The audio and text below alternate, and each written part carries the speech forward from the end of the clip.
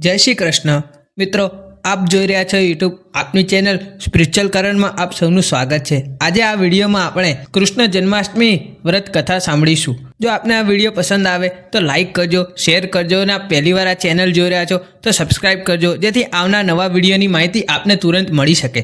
ધન્યવાદ। બોલો ભગવાન શ્રી કૃષ્ણની જય। મથુરામાં રાજા ઉગ્રસેન રાજ્ય કરતો હતો। તેને પવન રેખા નામે રાણી હતી। એક દિવસ તે પોતાની સખીઓ સાથે વન વિહાર કરવા ગઈ। ત્યાં દુમિલિક નામનો રાક્ષસ આવી ચડ્યો। તેની દૃષ્ટિ રાણી પવન રેખા ઉપર પડી। રાક્ષસે રાજા ઉગ્રસેનના જેવું માયાવી રૂપ ધારણ કર્યું અને રાણી સાથે આનંદ કરવા લાગ્યો। પવન રેખા કઈ સમજી નહીં, તે તેને ગર્ભ રહ્યો। આ ગર્ભમાં રાક્ષસ કાળનેમીએ પ્રવેશ કર્યો। 9 મહિને રાણીને પુત્ર જન્મ્યો। તેનું નામ કંસ રાખવામાં આવ્યું। આ કંસ કાળનેમીનો અવતાર હતો। કંસમાં જન્મથી જ રાક્ષસોના ગુણો હતા। 8 વર્ષની વયે તો તે મગધ દેશમાં ગયો અને જરાસંધ જોડે મલ્લ યુદ્ધ કરીને જીત્યો। આવો તે બળવાન હતો। કંસના કાકા દેવકને એક પુત્રી હતી, તેનું નામ દેવકી હતું। કંસે તેને પાળી પોષીને મોટી કરી હતી। દેવકી સમજણી થતા વાસુદેવ નામના યાદવ સાથે તેના ધામધૂમથી લગ્ન થયા। આજે કંસના આનંદનો પાર ન હતો। તે પોતાની બહેન દેવકીને સાસરે વળાવવા નીકળ્યો અને પોતે રથ હાંકવા બેઠો। રથ થોડે દૂર ગયો, ત્યાં આકાશવાણી થઈ, હે કંસ, આ દેવકીનું 8મું બાળક તારો નાશ કરશે। આટલું સાંભળતા કંસની વૃત્તિઓ પલટાઈ ગઈ। તેને થયું, જો હું દેવકીને મારી નાખું તો તેને બાળક ક્યાંથી થશે? તેણે ઝટ ખડક કાઢ્યું અને દેવકીને મારવા ગયો। ત્યાં વાસુદેવ વચ્ચે પડ્યા અને કહ્યું, જો તમારી બહેનને વધ કરશો તો તમને સ્ત્રી હત્યાનું પાપ લાગશે। તમને દેવકીના બાળકનો ડર લાગતો હોય તો દેવકીને મારવાનું કારણ શું? તેને જેટલા બાળકો જન્મશે તેટલા હું તમને આપતો જઈશ। વાસુદેવની વાત કંસને ઠીક લાગી। પાછો ઘડીકમાં તેનો વિચાર ફર્યો કે કદાચ વાસુદેવ બાળકોને ન લાવી આપે તો હાથે કરીને શા માટે મોત ઊભું કરવું। જટ તેણે રથ પાછો મથુરા હાંકી મૂક્યો અને પોતાના બહેન બનેવીને કારાગૃહમાં પૂર્યા। કંસના પિતા ઉગ્રસેન કાંઈ હા ના કહે તે પહેલા તેમને પણ ગાદી ઉપરથી ઉઠાડી મૂકી કારાગૃહમાં પૂર્યા। આમ કંસ પોતાના પિતાના જીવતા જ મથુરાની ગાદી ઉપર ચડી બેઠો। પ્રજા તેના ત્રાસથી કંટાળી ગઈ। થોડા સમયમાં દેવકી સગર્ભા થઈ અને તેને એક પુત્ર જન્મ્યો। કંસને આ વાતની જાણ થતાં તેણે તેને દેવકી પાસેથી ઝૂંટવી લીધો અને પથ્થર પર પછાડી મારી નાખ્યો। આમ દેવકીના એક પછી એક 6 પુત્રોનો કંસે નાશ કર્યો। આ સમયે ક્ષત્રિય કુળમાં ઉત્પન્ન થયેલા દૈત્યોથી પૃથ્વી પીડાતી હતી। દૈત્યોનો ત્રાસ સહન ન થવાથી પૃથ્વી બ્રહ્માને શરણે ગઈ। બધા દેવો ભેગા થયા અને પૃથ્વીને આશ્વાસન આપી તેનું દુઃખ નિવારવાનું જણાવ્યું। દેવોએ એક પછી એક પૃથ્વી ઉપર અવતાર લેવા માંડ્યો। દેવાંગનાઓ વ્રજ ભૂમિમાં ગોપીઓ બની, દેવો ગોવાળિયાઓ બન્યા। દેવકી 7મી વાર સગર્ભા થઈ। તે સમયે શેષ પોતાના અંશ વડે દેવકીના ગર્ભમાં પ્રવેશ કર્યો, પરંતુ યોગ માયાએ દેવકીની ગર્ભ વાસુદેવની બીજી સ્ત્રી રોહિણીના ઉદરમાં મૂક્યો। આમ દેવકીનો ગર્ભ નિર્વિઘ્ન પહોંચી ગયો। રોહિણીને 9 માસે પુત્ર જન્મ્યો। તેનું નામ રામ પાડ્યું। રામે બલપૂર્વક પ્રલંબાસુરને મારી નાખ્યો, તેથી તે બલરામ કહેવાયા। બલરામ શેષ અવતાર ગણાય છે।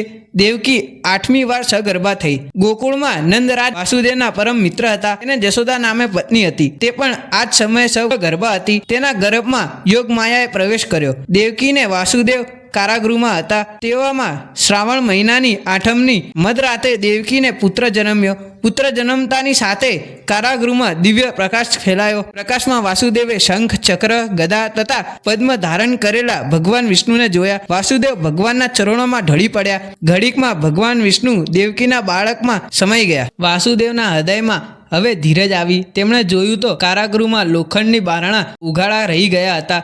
દીવાના પ્રકાશમાં ચોકીદાર પર દ્રષ્ટિ કરી તો બધા ઘસઘસાટ ઊંઘતા હતા। વાસુદેવ સાવધ થયા અને ગમે તેમ ભોગે દેવકીના બાળકને બચાવવાનો તેમણે નિશ્ચય કર્યો। તેઓએ બાળક કૃષ્ણને છાબડીમાં મૂક્યો અને છાબડી માથે મૂકી સાવધાનીપૂર્વક ચાલી નીકળ્યા। તેઓ યમુના નદીના કાંઠે આવ્યા। યમુનામાં પાણી ગુગવાટા લઈ રહ્યું હતું। આજે તેમના શરીરમાં દેવી શક્તિનો સંચાર થયો। તેમણે ગમે તે સંકટોનો પ્રતિકાર કરવાનો નિશ્ચય કર્યો। સાહસપૂર્વક તેમણે નદીના પાણીમાં પગ મૂક્યો। ગુગવતી યમુના જાણે જાણે શાંત બની ગઈ. વાસુદેવ શેમ કુશળ ગોકુળમાં નંદરાજાને ઘરે ગયા. નંદરાજાને બધી વાત કરી અને પોતાનું બાળક તેમને સાચવવા સોંપ્યું. જશોદાને આ જ સમયે એક છોકરીનો જન્મ થયો હતો. તે જાણતી હતી કે કંસ અવશ્ય મારી બહેનપણી દેવકી ઉપર અત્યાચાર કરશે, એટલે તેણે કૃષ્ણના સાટામાં પોતાની નાની બાળકી વાસુદેવને આપી. તેને શ્રદ્ધા હતી કે તે છોકરી છે એટલે કંસ નહીં મારે. વાસુદેવ છોકરીને લઈને કારાગૃહમાં પહોંચી ગયા. વાસુદેવે છોકરી દેવકીના ખોળામાં મૂકી અને બધી વાત કહી. કારાગૃહમાં બારણા બંધ કરી દીધા. વાત સાંભળી દેવકીને નિરાંત વળી. સવારે કંસને ખબર પડતા એ જ ક્ષણે તે કારાગૃહમાં આવ્યો અને બાળકની માંગણી કરી. વાસુદેવે વિનંતી પૂર્વક કહ્યું, રાજન, દેવકીને પુત્રી જન્મી છે. પુત્રી દ્વારા આપને કઈ વિઘ્ન નહીં આવે. કંસે કહ્યું, વાસુદેવ, તમારું કેવું ખરું છે, પરંતુ બતાવો તો ખરા. વાસુદેવે વાલતી છોકરીને કંસના હાથમાં આપી. કંસ છોકરીને જોઈ ખડખડાટ હસી પડ્યો અને બોલ્યો, વાસુદેવ, હું મૂર્ખો નથી કે હાથે કરીને કૂવામાં પડું. આમ કહી નિર્દય કંસે છોકરીને પથ્થર ઉપર બળપૂર્વક પછાડી. પણ આ શું? છોકરી અદૃશ્ય થઈ ગઈ અને જતા જતા બોલી, કંસ, ઈશ્વર લીલા તું શું સમજી શકે? મૃત્યુ ટાળવા તે અનેક બાળ હત્યાઓ કરી, પણ મૂર્ખ તારો શત્રુ બાળ રૂપે ગોકુળમાં ઉછરી રહ્યો છે. આ દેવવાણી સાંભળીને ત્યાંથી કંસનો અજપો વધવા લાગ્યો. તેણે પોતાના રાક્ષસ મિત્રો અને પૂતના જેવી દાસીઓ અને ગોકુળ મથુરાના બાળકોને મારી નાખવાનું કામ સોંપ્યું. પૂતના માસી રૂપે નંદરાજા ઘરે ગઈ અને સ્તર ઉપર હળાહળ વિષ ચોપડી કૃષ્ણને સ્તનપાન કરાવવા ખોળામાં લીધા. પરંતુ કૃષ્ણએ પોતે સાટે નગરે સ્તનપાન કરાવ્યું. ઘડીકમાં પૂતના મૃત્યુ પામી. કંસની આખી યોજના ફોગાટ થઈ. ત્યાર પછી કંસે બકાસુર, રેણુકાસુર, કેસી, આધાસુર જેવા રાક્ષસોને મારવા મોકલ્યા, પરંતુ કૃષ્ણએ તે બધાનો નાશ કર્યો. કંસ જેમ જેમ યુક્તિઓમાં નિષ્ફળ ગયો તેમ તેમ તેની ચિંતા વધવા લાગી. છેવટે તેણે આકૃતજીને રથ લઈ કૃષ્ણને લેવા મોકલ્યા. ગોપીઓની વિદાય લઈ આકૃતજી સાથે ભગવાન કૃષ્ણ મથુરામાં આવ્યા. અહીં કંસે કૃષ્ણને મારવા જાત જાતની યુક્તિઓ કરી રાખી હતી. કૃષ્ણ મથુરાની સાંકડી ગળીઓમાં પ્રવેશ કર્યો. તે વેળા કંસે કુવલ યા પીઠ નામના મોદો મન હાથીને છૂટો મૂક્યો. હાથીને પોતાના સામે ધસી આવતો જોઈ કૃષ્ણ સાવધાન થયા અને સૂંઢ પકડી બળપૂર્વક તેના એક દાંતને ઉખાડી લીધો અને એ જ જંતુષણના ફટકાથી એ ભયાનક હાથીને મારી નાખ્યો. ત્યાં તો કંસે બીજી યુક્તિ કરી રાખી હતી. ચારુણ અને મુષ્ટિક નામના મલ્લો સાથે મલ્લ યુદ્ધ લડવાનો કૃષ્ણને આગ્રહ કર્યો. કૃષ્ણએ મલ્લ યુદ્ધનો પડકાર ઝીલી લીધો. આ યુદ્ધ માત્ર રમત પૂરતું ન હતું, કૃષ્ણને મારવાનું કાવતરું હતું. મલ્લોની ક્રૂરતા સમજી ગયા. યુદ્ધનો પ્રારંભ થયો. વિશાળકાય મલ્લોની સાથે કૃષ્ણ બાળક જેવા લાગતા હતા, છતાં તેમણે બંને મલ્લોને પછાડી યમપુરી પહોંચાડી દીધા. કૃષ્ણમાં આવું અપૂર્વ બળ જોઈને કંસ ધ્રુજી ગયો, છતાં જાણે વાલા બતાવતો હોય તેમ કૃષ્ણને પ્રેમથી ભેટવા ગયો. કૃષ્ણ પાસે આવ્યા ત્યાં તો કંસે તેમને પોતાના બાહુબળમાં જકડી લીધા. કંસની ક્રૂરતા કૃષ્ણ જાણી ગયા. કંસ બળપૂર્વક દબાવે તે પહેલા તો કૃષ્ણ આંચકો મારી છૂટી ગયા અને કંસના માથામાં જોરથી મુષ્ટિ પ્રહાર કર્યો. કંસ મૂર્છા ખાઈ ધરતી પર ઢળી પડ્યો.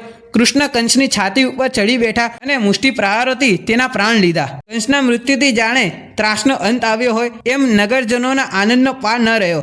ભગવાન શ્રી કૃષ્ણના જય ધ્વનિથી રાજ્ય ભવન ગાજી ઉઠ્યું. કંસને મારી કૃષ્ણ કારાગરમાં ગયા. પોતાના માતા પિતાને મુક્ત કર્યા. દેવકી અને વાસુદેવ શ્રી કૃષ્ણને વાલથી ભેટી પડ્યા. તેમના આનંદનો પાર રહ્યો નહીં. કંસના વૃદ્ધ પિતા ઉગ્રસેનને બંધન મુક્ત કરી રાજ્ય લોભ રાખ્યા વિના કૃષ્ણએ તેમને ફરીથી સિંહાસનને બેસાડ્યા. ત્યાર પછી તેઓ અનેક રાક્ષસોનો નાશ કરી દ્વારિકા ગયા અને ત્યાં યાદવો માટે રાજધાની સ્થાપી. મહાભારતના યુદ્ધ વેળા તેઓએ પાંડવોના પક્ષમાં રહી અર્જુનને ગીતારૂપી પરમ જ્ઞાનનો બોધ આપ્યો અને પોતાના બળ બુદ્ધિ અને ચતુરાઈથી કૌરવોનો સંહાર કરાવ્યો. આ રીતે ભગવાન શ્રી કૃષ્ણે સમગ્ર ભારતમાંથી દાનવોનો નાશ કર્યો. તેઓ વિષ્ણુના 8મા અવતાર હતા અને જન્મ પણ 8મા દિવસે થયો હતો. આથી આ દિવસ જન્માષ્ટમીના નામે ઓળખાય છે. તો મિત્રો, આપણે સાંભળી જન્માષ્ટમીની વ્રત કથા.